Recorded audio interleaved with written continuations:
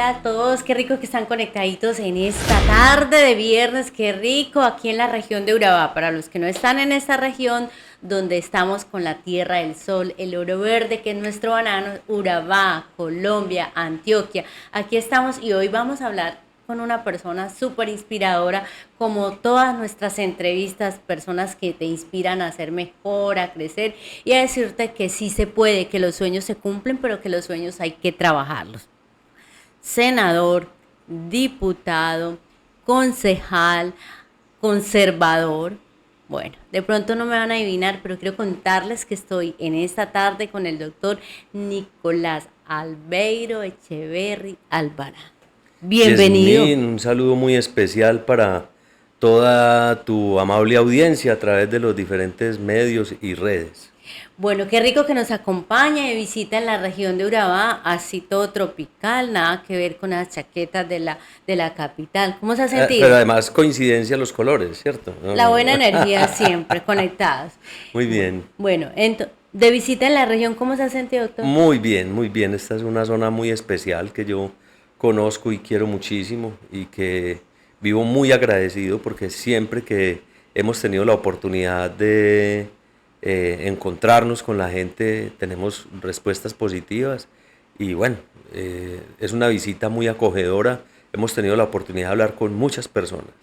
Bueno, nuestro podcast se llama Aquí y Ahora, ¿cierto?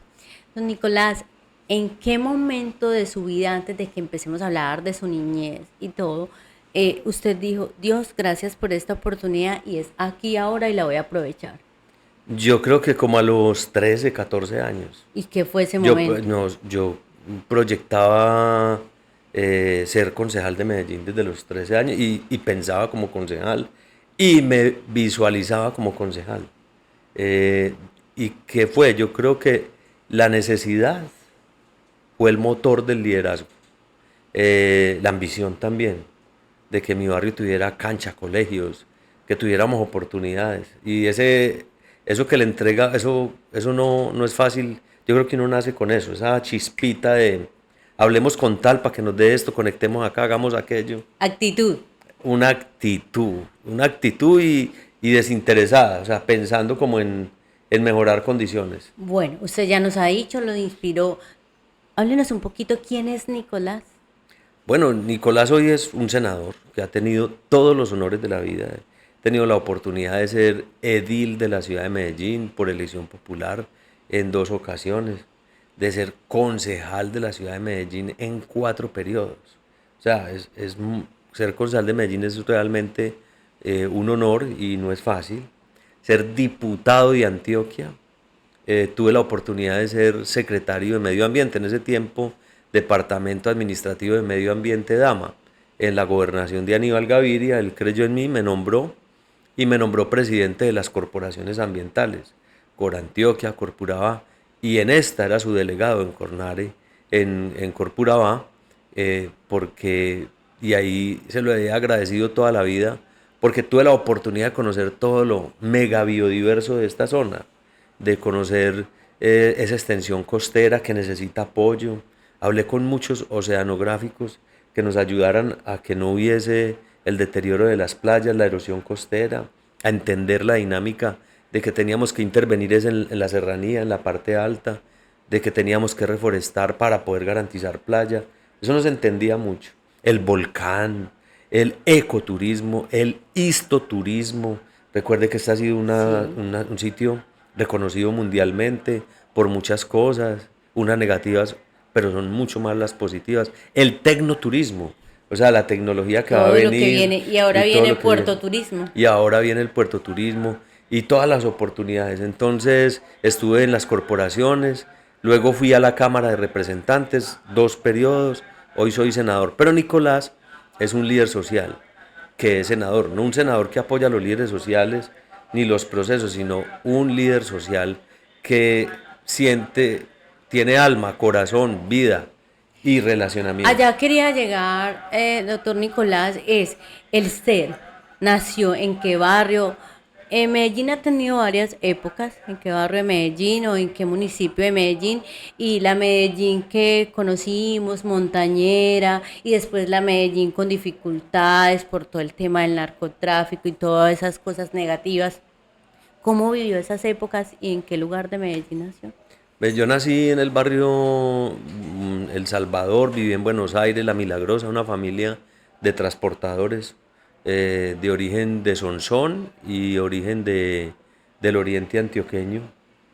Unos abuelos extraordinarios, emprendedores muy visionarios, muy comerciales. Eh, Luego, muy niño, me llevaron a vivir al barrio 12 de octubre, casita propia de un obrero que la amaba. Entonces él no veía la hora que fuera sábado para pintar un muro, para arreglar el otro, y todos trabajábamos en torno a tener un... Realmente fue un hogar. Nunca he sentido la pobreza, nunca. Aunque A Dios fuese gracias y a Dios afortunadamente. gracias. Y ese, Pero no es porque tenga exceso de recursos, sino que esa formación espiritual de los papás, esa alegría, ese amor, esa solidaridad con la que nos criaban nos hacía sentir felices y nos hacía sentir cómodos con las carencias. con lo que Igual había. nos faltaban los tenis de moda, los blue jeans de moda, muchas veces la comida mejor, pero siempre teníamos y teníamos sobre todo como gratitud. Lo que yo recuerdo siempre de mis padres, que afortunadamente están vivos, son divinos, y mis hermanos, es que todo lo agradecíamos, todo. Y a mí me parece que esa actitud hay que resaltarla, porque eso nos hizo inmensamente felices y no nos limitó. Don Nicolás, ¿cómo un niño criado en clase media, con ese amor de los padres, llega a ser primero concejal de Medellín? ¿Cuál fue ese primer Eso, peldaño? eso ¿Cómo no era clase media, era media baja. media baja? Sí, Ok. eso Pero era eso también para las que sirva de dificultades. inspiración. Claro, porque mira, un ama de casa y un conductor y, y sin ¿Y límites cuántos hijos? y cinco. Ay, Dios. O Hombres sea, y mujeres. dos mujeres y tres hombres. Ese es un ejemplo para el que está durmiendo hasta las 11 de la noche, para el que utiliza las redes sociales es para hacer chismografía o para jugar o enamorar, para el que desaprovecha las oportunidades. O sea, la oportunidad no la tienen que dar a uno ni entregar, la oportunidad está en el corazón, en saber qué se quiere y conocer lo que se quiere. Y obvio, asumir las consecuencias. Hay consecuencias en lo que tú haces algo y te ganas unos enemigos. Pero el que no sabe qué quiere es muy difícil. Yo desde los 13 años sabía que iba a ser concejal de Medellín. Desde los 16 yo veía al alcalde y yo decía, yo voy a ser alcalde de Medellín. Yo voy a ser senador. Yo hasta soñaba viendo la placa que hay en la puerta de la entrada De del su Senado, oficina. de mi oficina De en su el Senado. oficina, que por cierto tenemos unas buenas fotografías por ahí de esa placa. Sí, sí, sí. Y cuando yo llegué a la cámara, yo me reía porque yo decía, veía muy lejos ser senador. Y yo decía, ve, esos sueños que yo tenía tan difíciles. Y un día de la noche a la mañana, como que el trabajo, se fueron abriendo las puertas sin yo saber, pues yo trabajaba para lo Como que se estaba dice, el haciendo. universo conspirando y Dios actuando. Y se fueron abriendo. Y luego tener una oficina grande allá era imposible. Y usted tiene una Y de las nos más grandes. entregaron la más grande, la que yo me imaginé, la que yo no conocía, la que yo soñé.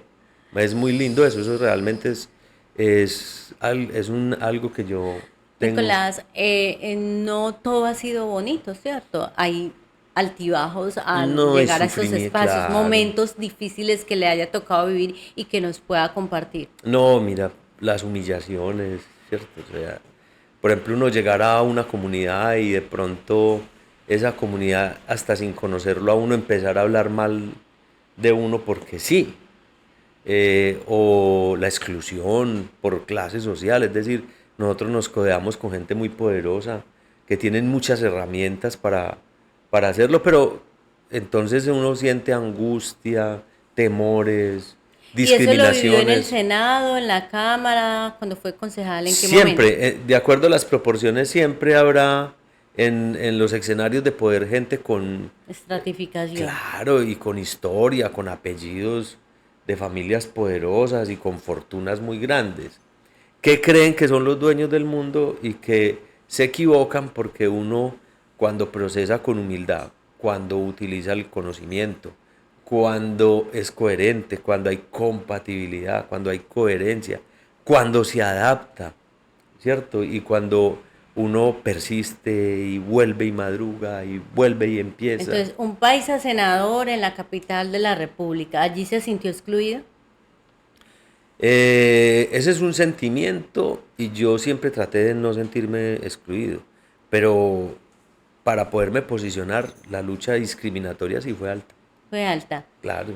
Bueno, pero también cosas muy bonitas que le han alegrado el corazón y que usted valió la pena ser senador. Ve, yo recuerdo, estaba yo como de 16, 17 años y hacía de mensajero de un señor que se llamó Óscar Hoyos Naranjo, en paz descanse, que quise mucho, constituyente.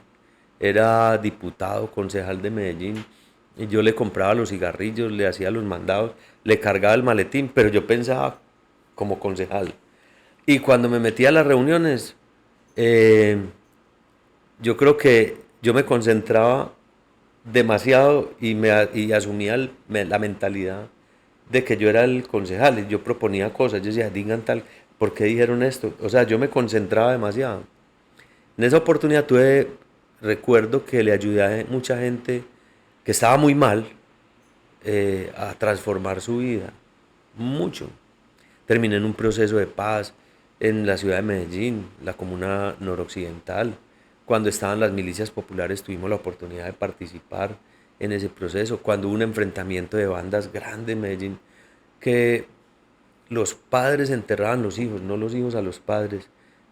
Nosotros somos sobrevivientes de esa donbernabilidad, de esa época nefasta, de ese narcotráfico, de ese señor que no queremos recordar nunca, y de esa violencia donde la vida no valía nada. Entonces empezamos a trabajar, a proteger, a cuidar, a hablar de la vida, a hablar de la paz, de la convivencia.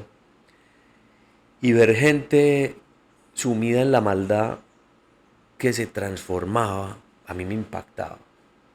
Y yo me imaginaba, es que esa persona fue un niño que tuvo una mamá y esa mamá además que lo crió con mucho amor y por X o Y motivo desvió su destino, su objetivo y terminó haciéndole daño a los otros. Y reencauzar esa persona fue impresionante. Muchas vidas transformadas Mucho, entonces. sobre todo me marcó mucho un proyecto que hicimos en el 2 de octubre que se llama todavía Taller Arte, con Guillo, un maestro de obra.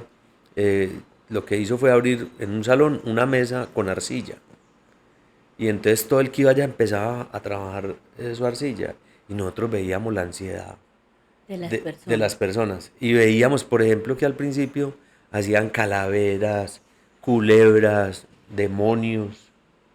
Y Guillo decía, sácalo, sácalo de adentro y exprésalo en la Qué buena arcilla. terapia. Yo me entregaban la arcilla y yo me bloqueaba.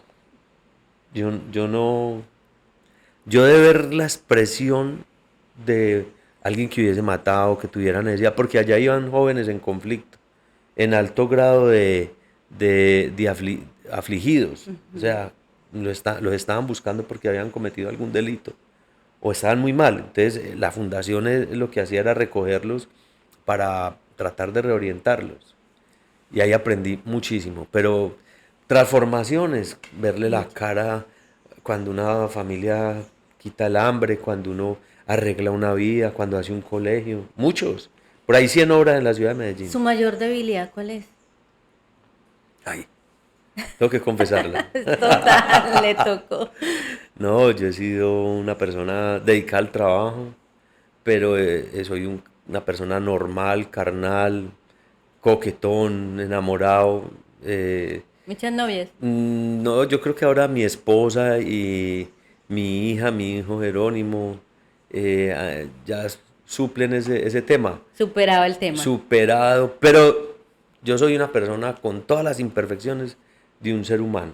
La diferencia es que no me queda ya tiempo porque salgo desde muy temprano hasta muy tarde a tratar de transformar y hacer la tarea bien hecha. Bueno, generalmente los partidos en Colombia son tradicionales. Entonces, los liberales, los conservadores. Usted es conservador, heredado de su abuelo o de dónde le nació esa vena conservadora. Por ejemplo, mi mamá cuenta que mi abuelo era policía y que era conservador, Sí. entonces ella se va como por ahí. ¿Usted de dónde le nació esa vena conservadora? Benjamin, yo jamás en mi vida recuerdo haberle preguntado a una persona de qué filiación política es. A mí me ayudan liberales, pero inmensamente buenos y conservadores. Yo nunca he sido partidista de colores. A mí me gustan esas causas. La Ok. causa animalista, la causa ambientalista, la causa social. eh, pero uno tiene que estar en alguna línea. Y un profesor de niños, presidente de la acción comunal, nos indujo a hacer, a repartir los boticos que eran en un sobrecito. Y uno entregaba El los boticos, pastelito. sí. Entonces, claro, yo sabía que cada 2 años había elecciones y iba donde el señor, hay que repartir, ¿o qué?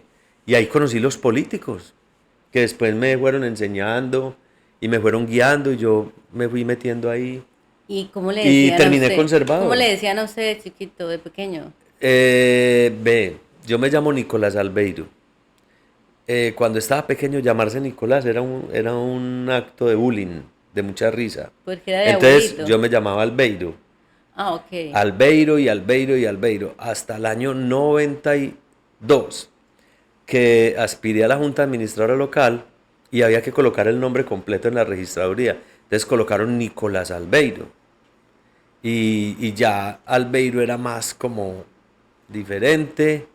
Y entonces ya fui el Nicolás. Y mucha gente decía, yo no voto por Nicolás porque voy a votar por Albeiro. Y Era el era la mismo. marca.